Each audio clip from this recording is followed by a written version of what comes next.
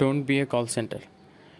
আমরা যখন কোনো কিছু করতে নেই তখন আমাদের অনেক রকমের ডিস্ট্রাকশন আসে, যার জন্য আমরা একটা কাজ হয়তো সাকসেসফুলি কমপ্লিট করতে পারি না।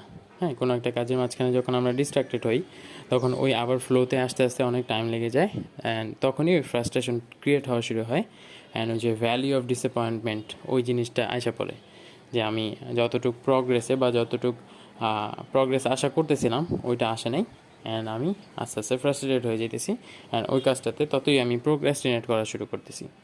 হ্যাঁ, তো আপনাকে কখনো কেউ নোটিফিকেশান দিলে, কখনো কেউ মেসেজ দিলে, বা কখনো কেউ কল দিলে বা ডাক দিলে বা কোনোখানে ইনভাইট করলে আপনার যে যাইতেই হবে বা আপনার ওইটার যে রেসপন্ড করতেই হবে, দ্যাট নট নেসেসারি এখন।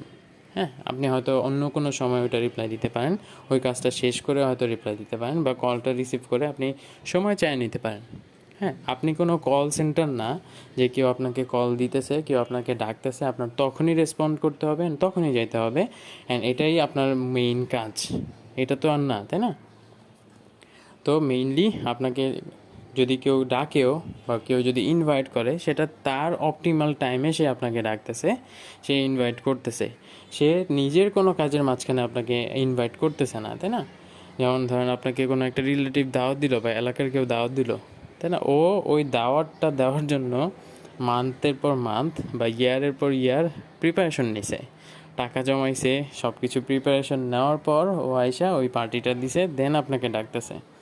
ঠিক আছে, এখন আপনি হলেন, আপনি যদি ওই কলটাতে রেসপন্ড করেন, তার মানে আপনি আপনার কাজ ফালায় রেখা ওর ওই যে প্ল্যান্ড কাজটাতে রেসপন্ড করলেন, দেন আপনার কাজটা বিগড়ে গেল, ওর কাজটা তো সাকসেসফুলি হইলই, তাই না?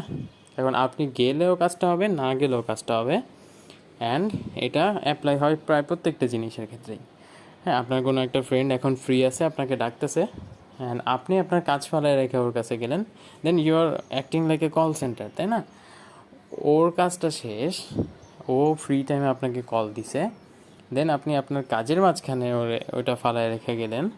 হ্যাঁ, এটা অবশ্য ডিপেন্ড করে যে আপনার ওই ফ্রেন্ডটা কতটুকু ভ্যালু ক্রিয়েট করে আপনার লাইফে, কতটুকু প্রায়োরিটি বহন করে, তাই না? কিন্তু if you are responding to everyone, then problem হলো যে আপনি না বলতে পারেন না।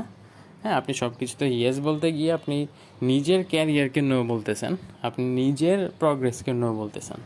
আপনার হয়তো মনে হইতেছে যে আপনি ওটা পরে কভার করে ফেলবেন, কিন্তু ওই যে ফ্লোটাতে আপনি ছিলেন, ওই ফ্লোটা না আসা পর্যন্ত কিন্তু আপনি আবার প্রোক্রাস্টিনেট করতে থাকবেন, অ্যান্ড ওটাতে ব্যাক করাটা আপনার জন্য টাফ হয়ে যাবে।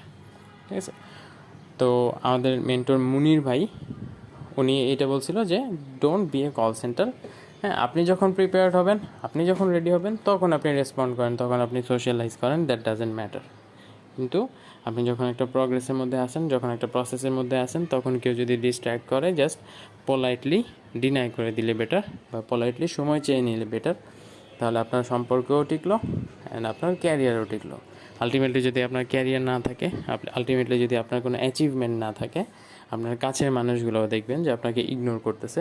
কারণ স্বাভাবিকভাবেই অ্যান্ড হিউম্যান নেচারই এটা, যে ওরা কোনো জায়গা থেকে যদি কোনো ভ্যালু পাবে এরকম আশা না থাকে, বা কোনো জায়গা থেকে যদি ওদের গ্রো করার অপরচুনিটি না থাকে, দেন ওরা ওটাতে ভ্যালু প্রোভাইড করবে না, তাই না? এখন আপনাকে এমন একটা স্টেজে থাকতে হবে, এমন একটা স্টেটে থাকতে হবে যেখানে আপনার ওই ভ্যালুটা অলওয়েজ আপনি ক্যারি করতেছেন, আপনার ওয়েটটা আপনি রাখতেছেন।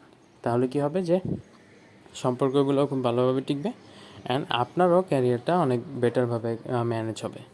তো এটাই ছিল ছোটো একটা থট শেয়ার করার। কথা হবে নেক্সট পডকাস্টে। বেস্ট অফ লাক অ্যান্ড আল্লাহ হাফেজ।